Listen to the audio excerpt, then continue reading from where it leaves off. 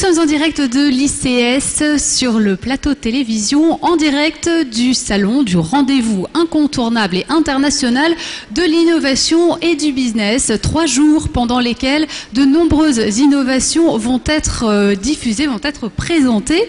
Et ça va peut-être bouleverser notre futur, qui sait, on verra. En tout cas, ce sont les innovations de demain. Là, tout de suite, en plateau, nous allons parler de médiation inter-entreprise et de la propriété industrielle, car là aussi, il y a de l'innovation. J'ai donc à mes côtés, pour cela, Pierre Pelouzet, bonjour. Bonjour. Vous êtes médiateur national de médiation inter-entreprise.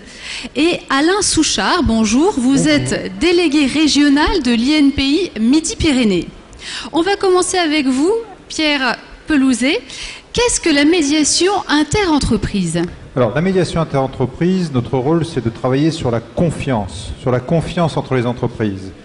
Dans un monde, aujourd'hui en France, un monde économique où cette confiance est très délicate. Je vais vous donner quelques sujets sur lesquels on travaille. Les retards de paiement, problématique terrible dans notre pays, puisque les entreprises payent très mal et ça cause des catastrophes, notamment sur la tissu de PME et de TPE. Problème de rupture brutale de contrat, problème de propriété intellectuelle pour propriété industrielle, on en reparlera, problème de renégociation brutale. Vous voyez, tous ces sujets qui ont des conséquences terribles sur la trésorerie, sur la croissance des entreprises et en plus sur la confiance. Alors une entreprise qui n'a pas confiance, qu'est-ce qui se passe ? Une PME, une TPE qui n'a pas confiance dans ses clients, elle a beau avoir des commandes, elle va se dire oui, j'ai une commande, mais si je ne vais pas être payé, si elle ne va pas être respectée, si elle va être renégociée, je ne vais peut-être pas embaucher tout de suite, je ne vais peut-être pas investir tout de suite. Et donc vous voyez que cette confiance, c'est un frein majeur à l'investissement, à la croissance et à l'emploi. Alors par rapport à ça, on amène des solutions. Quelles sont les solutions de la médiation inter-entreprise ? C'est d'abord la médiation, comme notre nom l'indique. Alors nous avons la chance, moi je suis nommé par le président de la République, rattaché au ministre de l'économie, nous avons la chance d'avoir pu déployer un réseau de médiateurs dans toutes les régions. Et notamment 2 médiateurs ici en région Midi-Pyrénées, dont un est en face de moi. Ces médiateurs sont à la disposition des entreprises pour tout conflit, tout problème. Il ne faut pas hésiter à nous saisir et on va travailler confidentiellement, on va travailler gratuitement et on va travailler rapidement pour résoudre ces conflits. Voilà ce que font ces médiateurs au niveau régional, mais aussi au niveau national. Nous avons la chance d'avoir aussi des bénévoles, anciens chefs d'entreprise, anciens juges au tribunal de commerce, anciens consultants, qui vont traiter tous les cas compliqués, ici et partout. Donc, premier outil, la médiation. Ensuite, on a des outils de changement de comportement, notamment une charte en faveur de relations fournisseurs responsables.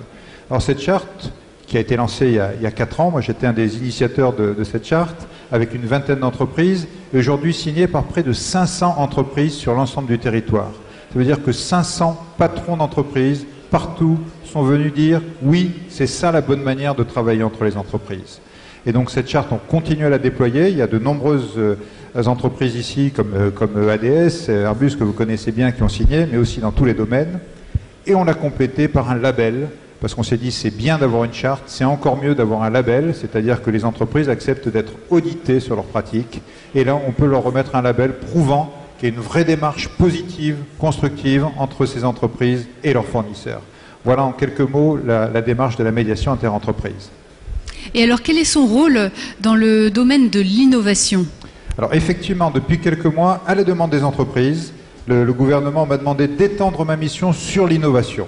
Alors, qu'est-ce que c'est que l'innovation ? Moi, j'ai une définition extrêmement simple de l'innovation. C'est une idée qui, quand tout va bien, se transforme en un produit, en un service commercialisé à grande échelle. Tout le problème, c'est le tout va bien. Et c'est là où on intervient, parce que cette idée, elle va être portée par un patron de start-up, une dirigeante de PME, un patron de TPE, qui va être confronté à des mondes où on ne parle pas la même langue, où on ne va pas au même rythme et où on ne se comprend pas.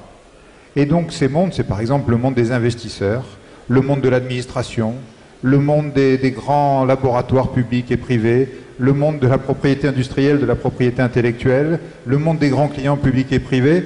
Tous ces gens-là vivent à un autre rythme, parlent une autre langue. Et là, on va utiliser nos outils, on va utiliser notre formidable réseau de médiateurs pour que partout où ces entreprises ont besoin d'aide, on puisse recréer du dialogue là aussi, avec l'administration pour le crédit impôt recherche par exemple, avec les grands laboratoires publics ou privés, avec les grands clients. Et notamment, on va travailler sur la propriété intellectuelle, la propriété industrielle, et évidemment, là, on va le faire en partenariat avec nos amis de l'INPI. Voilà, en quelques mots, ce que nous allons faire comme médiation, et aussi en anticipant, avec là aussi des chartes, des réflexions plus profondes sur tout ce qu'on peut faire pour améliorer les relations entre tous ces acteurs de l'écosystème de l'innovation. Voilà, en quelques mots. Vous venez de parler de la propriété industrielle à l'instant, donc je fais le lien avec la propriété intellectuelle. Et votre voisin, Alain Souchard, pouvez-vous nous dire quels sont les outils de la propriété intellectuelle? Alors, tout d'abord, qu'est-ce que c'est que la propriété intellectuelle? Parce que de temps en temps c'est intellectuel et de temps en temps c'est industriel. Donc en fin de compte, la propriété intellectuelle, ça englobe tous les moyens juridiques qui permettent de protéger des créations. Si ce sont des créations purement intellectuelles, un livre, un discours, un film, ben là on est sur le régime du droit d'auteur. Et puis l'autre pan de la propriété intellectuelle, c'est la protection des créations au sens matériel, c'est-à-dire les inventions, les dispositifs, les procédés, ce sont les marques, et là on est sur le terrain des brevets d'invention, et puis c'est aussi les marques de fabrique, de commerce, et pour être protégées, ces créations nécessitent des droits de propriété. Et ces droits de propriété, ils s'acquièrent comment? Pas tout naturellement, ils s'acquièrent par le biais de dépôts auprès d'offices de propriété industrielle, et pour la France, c'est l'Institut national de la propriété industrielle, qui est présente un peu partout en France, au travers de 22 implantations régionales. Midi-Pyrénées est doté d'une délégation régionale INPI, mais on en retrouvera une à Bordeaux, on en retrouvera une à Montpellier, une autre à Marseille. Donc on essaime les implantations de l'INPI au travers du territoire pour établir une relation de proximité et d'accès à la propriété industrielle. Alors l'Institut est connu pour l'enregistrement des titres de propriété industrielle. C'est une fonction un peu régalienne, notariale va-t-on dire, et nous nous orientons depuis cette année sur des dispositifs d'accompagnement d'entreprises innovantes. Et là, l'Office de propriété industrielle devient proactif pour soutenir les entreprises essentiellement innovantes au plan technologique, pour leur permettre d'aboutir à des stratégies de propriété industrielle qui sont cohérentes dans la durée et qui permettent d'acquérir des droits de propriété, non pas uniquement pour la protection conférée par le droit, mais surtout pour constituer des actifs immatériels qui sont utilisables, par exemple, dans le domaine de la levée de capitaux, puisque la propriété industrielle fait partie de l'actif d'une entreprise, ça se monnaie, et les banquiers sont assez intéressés par l'existence de droits de propriété qui permettent du nantissement et qui permettent d'opérer des sûretés vis-à-vis de financières. La propriété industrielle, ce n'est pas uniquement un moyen d'approprier un droit, mais c'est surtout de permettre une valorisation d'une création, et une valorisation au travers de titres de propriété industrielle. C'est le deuxième effet, je dirais, qui se coule de la propriété industrielle. Et quelles sont les offres d'accompagnement de l'INPI pour les entreprises innovantes? Alors, depuis assez longtemps, l'INPI déjà accompagné les entreprises au travers, par exemple, de la mise en place de pré-diagnostics de propriété industrielle qui sont réservés pour des entreprises, qui permettent à une entreprise de bénéficier d'un mini-audit de la situation de la propriété industrielle qui se traduit par une visite d'un expert de l'INPI ou d'un conseiller en propriété industrielle, puisqu'il y a des acteurs essentiels dans le domaine qui sont des conseillers en propriété industrielle qui peuvent également opérer les pré-diagnostics de propriété industrielle. Depuis 2004, on en a opéré un peu plus de 8000. Donc 8000 entreprises françaises ont bénéficié de ce pré-diagnostic qui a pour but de définir des préconisations. C'est la vision extérieure d'un tiers pour dire quelles sont les problématiques de propriété industrielle. Est-ce que c'est des problèmes de contrat, des problèmes de liberté d'exploitation, des problèmes d'appropriation de marque, de liberté d'exploitation de marque? Je vous rassure, la propriété industrielle, c'est pas que des problèmes. Ça devient des problèmes quand on s'en occupe pas, ça c'est sûr, mais quand on s'en occupe, on peut avoir de la latitude pour acquérir des droits et surtout pour les valoriser. Alors depuis 2004, depuis le début de cette année, nous avons mis en place un système d'accompagnement cohérent qui a pour but d'accompagner l'entreprise tout au long de son existence. Premièrement, au travers de visites d'entreprise, puisque dans les délégations régionales, on a la capacité à effectuer des visites d'entreprise, c'est-à-dire que l'INPI n'est pas attentif, mais proactif pour aller vers les entreprises, connaître leurs problématiques, commencer à échafauder des stratégies de propriété industrielle. Et ces visites, ensuite, ça peut se traduire par un pré-diagnostic de propriété industrielle. Alors maintenant, je crois, ça s'appelle Access, mais le fond d'Access, c'est la réalisation d'après-diagnostic. Et puis on s'est dit, on met des recommandations, mais qu'est-ce qu'il advient de ces recommandations? Et donc on a mis en place depuis cette année un outil d'accompagnement financier qui permet de mettre en œuvre ces préconisations au travers d'un processus qui s'appelle Passe Pays et qui permet là c'est un soutien financier de 3 000 € sur une enveloppe de 6 000 € qui permet à une entreprise de recourir à un expert du domaine, ça peut être un avocat par exemple sur des questions de contrat ou de définition de préliminaire au contrat. Ça peut être aussi des questions de liberté d'exploitation en matière de brevets. Ça peut être aussi la mise en place de veille technologique sur, dans mon secteur technologique, quels sont les brevets qui ont été pris, quels sont les brevets essentiels. Ça permet d'avoir de la visibilité et ensuite de bâtir des stratégies efficaces sur le sujet. Et donc l'INPI intervient dans le cadre de ce Passe Pays au travers d'un soutien financier, recours d'un prestataire extérieur, et nous prenons 50% en charge d'une prestation de 6 000 €. Alors le pré-diagnostic, c'est fait pour qui? C'est fait pour des entreprises primo-accédantes ou qui voudraient être primo-accédantes en matière de propriété industrielle.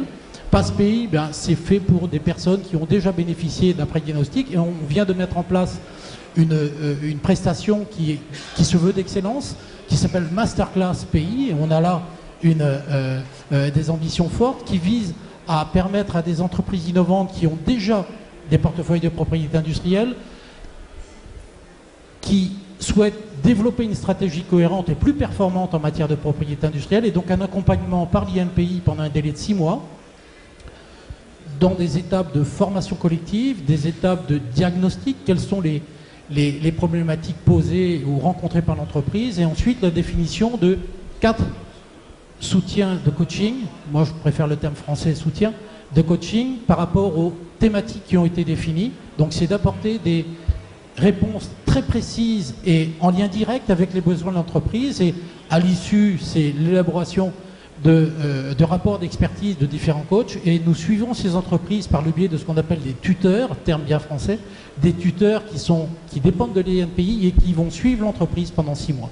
Donc nous en sommes arrivés au stade opérationnel, et nous allons diffuser notamment Masterclass Pays dans les régions françaises. Les prochaines sessions ont lieu à Nantes, Lyon, Strasbourg, et nous allons mettre en place un Masterclass Pays sur la région Midi-Pyrénées pour le premier semestre 2015. Donc on voit bien là que l'INPI est ouverte.